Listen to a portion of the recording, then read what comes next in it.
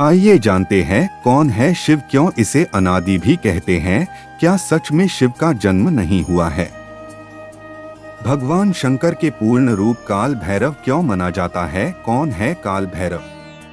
कालों का काल महाकाल शिव के बारे में ये कहानी एक बार जरूर सुने, सुन के रौनकते खड़े हो जाएंगे।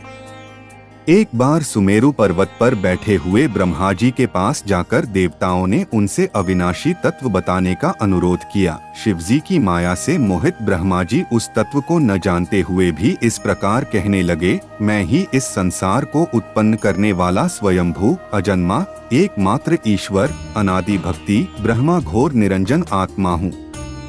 मैं ही प्रवृत्ति और निवृत्ति का मूलाधार सर्वलीन पूर्ण ब्रह्मा हूँ। ब्रह्मा जी ऐसा कि पर मुनि मंडली में विद्यमान विष्णु जी ने उन्हें समझाते हुए कहा कि मेरी आज्ञा से तो तुम सृष्टि के रचयिता बने हो, मेरा अनादर करके तुम अपने प्रभुत्व की बात कैसे कर रहे हो?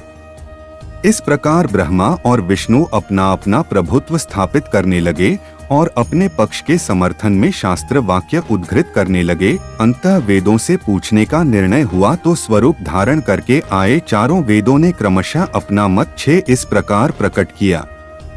ऋग्वेद, जिसके भीतर समस्त भूत निहित हैं तथा जिससे सब कुछ प्रवत्त होता है और जिसे परमात्मा कहा जाता है, वह एक रुद्र रूप ही है। यजुर्वेद, जिसके द्वारा हम वेद भी प्रमाणित होते हैं तथा जो ईश्वर के संपूर्ण यज्ञों तथा योगों से भजन किया जाता है, सबका दृष्टा वह एक शिव ही है। सामवेद, जो समस्त संसारी जनों को भरमाता है, जिसे योगी जन ढूंढते हैं और जिसकी भांति से सारा संसार प्रकाशित होता है, वे एक त्र्यंबक शिवजी ही हैं। अथर्ववेद, जिसकी भक्ति से साक्षात्कार होता है और जो सब या सुख दुख अतीत अनादि ब्रह्म हैं, वे केवल एक शंकर जी ही हैं। विष्णु ने वेदों के इस कथन को प्रताप बताते हुए नित्य शिवा से रमण करने वाले दिगंबर पीतवर्ण धूलि धूसरित प्रेम नाथ कुवेटाधारी सर्वाविष्टित वृपन वाही न्यायसंग शिवजी को पर ब्रह्म मानने से इनकार कर दिया। ब्रह्मा विष्णु विवाद को सुनकर ओंकार ने शिवजी की ज्योति नित्य और सनातन पर ब्रह्म बताया, परंतु फिर भी शिव माया से मोहित ब्रह्मा विष्णु की बुद्धि नहीं बदली। उस समय उन दोनों के मध्य आदि अंत रहित एक ऐसी विशाल ज्योति प्रकट हुई कि उससे ब्रह्मा का पंचम सिर जलने लगा। इतने में त्रिशूलधारी नीलोहित शिव वहां प्रकट हुए तो अज्ञानतावश ब्रह्मा उन्हें अपना पुत्र समझकर अपनी शरण में आने को कहने लगे। ब्रह्मा की संपूर्ण बातें सुनकर शिवजी अत्यंत क्रुद्ध हुए और उन्होंने तत्काल भैरव को प्रकट कर उससे ब्रह्मा पर शासन करने का आदेश दिया। आज्ञा का पालन करते हुए भैरव ने अपनी बाईं उंगली के नखाग्र से ब्रह्मा जी का पंचम सिर काट डाला।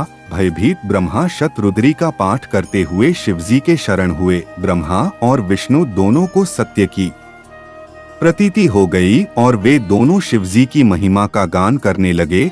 यह देखकर शिवजी शांत हुए और उन दोनों को अभयदान दिया। इसके उपरांत शिवजी ने उसके भीषण होने के कारण भैरव और काल को भी भयभीत करने वाला होने के कारण काल भैरव तथा भक्तों के पापों को तत्काल नष्ट करने वाला होने के कारण पाप भक्षक नाम देकर उसे काशीपुरी का अधिपति बना दिया।